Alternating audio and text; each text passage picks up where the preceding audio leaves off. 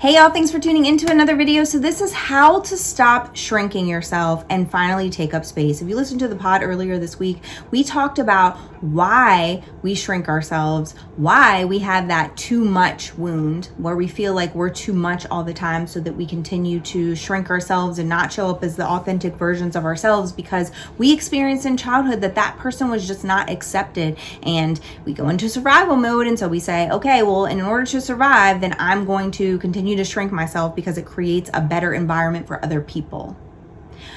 But today we're going to learn some practical tools to recognize when you're shrinking, to reframe our ideas of what practices that we've developed as survival mechanisms and how to get ourselves out of that thinking, and to really reclaim our presence as our full authentic self. So something that we really need to understand is that shrinking doesn't protect you. All it does is limit your impact and your peace, because it creates internal chaos, but also God has placed you into places so that you can create an impact that He designed for you to create. And if you're shrinking yourself, then when you go into those places, your impact becomes smaller because you are shrinking the person who's supposed to create the impact. So we really need to learn how to expand safely into our voice, into our presence, and into our identity. So how do we do that?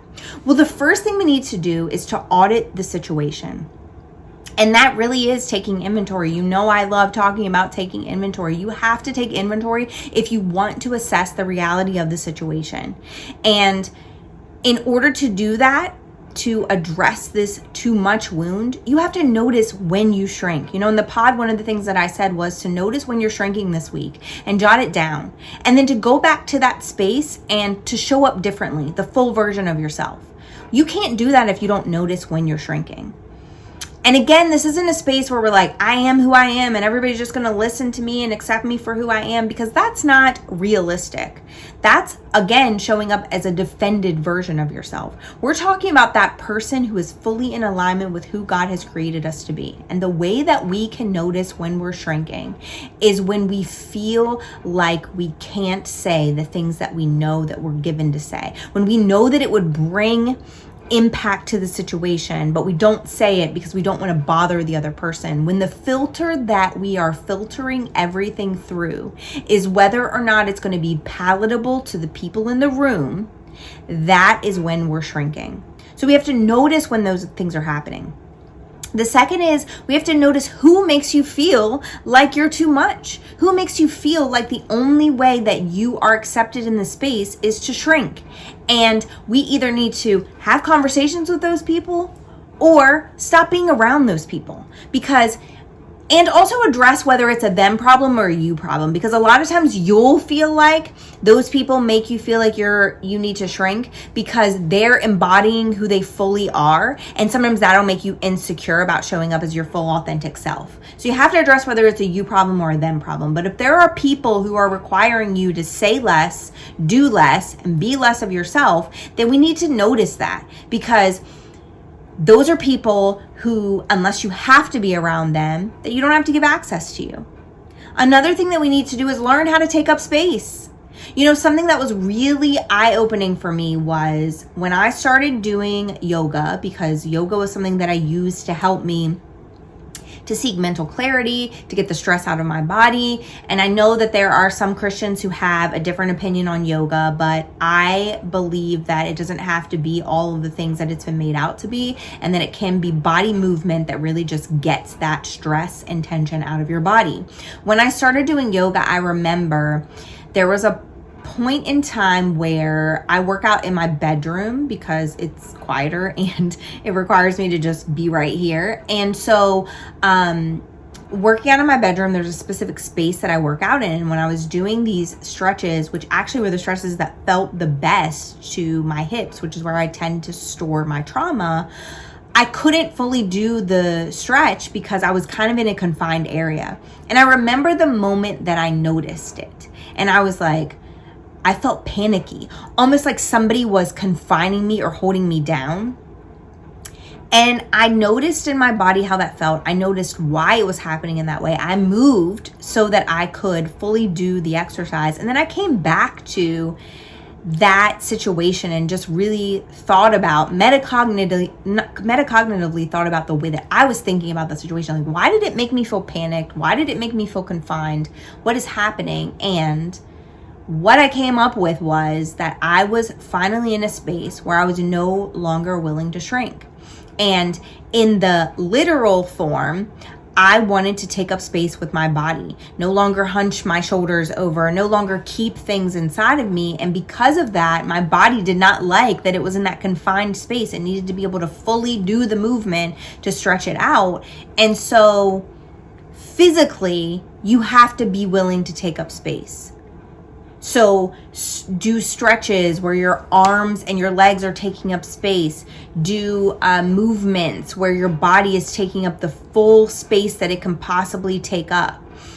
Don't sit in the back of the room. Sit in spaces where you're in the center of the room, taking up space noticeably. Those actions will help your body to feel safer when you actually are taking up space, instead of its usual accustomed to sitting in the back, not taking up as much space as your body actually can, because you just don't want to be noticed, because that feels safer. The other way to take up space is self-assertion. Slowly and gradually start to assert your commentary and your opinion into conversations. In rooms where you would have stayed silent, make sure that you add to the conversation. Say 1 or 2 sentences. If that doesn't feel 100% comfortable, you can invite other people into the conversation. I really want to hear what so-and-so has to say. And then maybe that will help you to feel capable of adding your information and confident in adding your information to the conversation. If you don't ever take up space, you'll never learn how to take up space. So yes, audit the situation. Yes, understand when you're shrinking and the people who require you to shrink, but then also at the same time, practice taking up space, literally, physically, and also with your voice, so that you know what it feels like, and so that you can feel that it is still safe.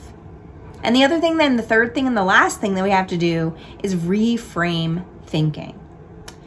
First, we have to redefine what too much means. Like, is it really too much because my laugh is joyful?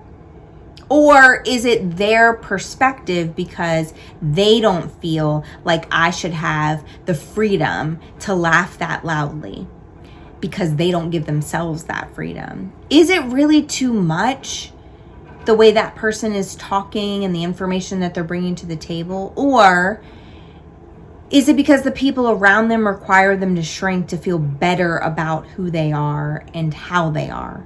Is it too much when you bring your grievances to your partner in a way that your intention is to make the relationship better? Or are they requiring you to shrink what you need in an effort to make them feel more comfortable and to actually have to give less effort? So reframe your thinking about what too much is, because the narrative that you have in your brain was given to you by somebody who benefited from your shrinking in order for them to feel comfortable. So create your own narrative of what too much might be, and maybe you don't even believe that too much exists once you start to create the narrative.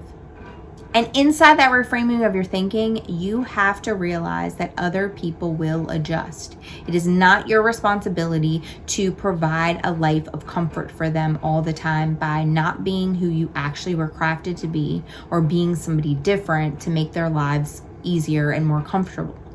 You have to realize that you need to be authentically yourself, and that they will adjust. If that adjustment means that they leave your life, then perhaps they weren't meant to be in the first place. If that adjustment means that they just have to get used to this new version of you now, then that's what they're gonna have to do.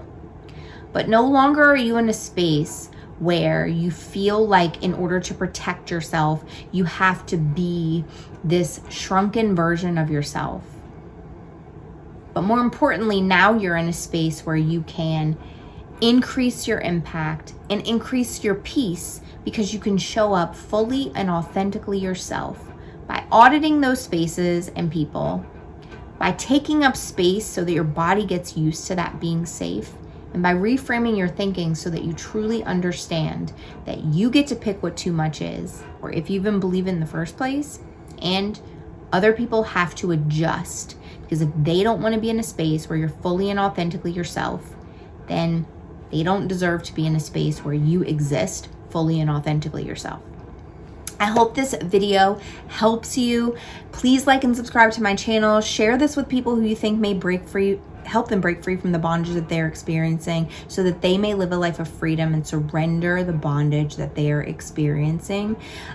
If this video resonated with you, save it, share it, give it out to other people, share it on your socials, because that is the way that we help people get the messaging that they need to break free. Thank you guys for tuning in. I appreciate you, and I'll see you again next time.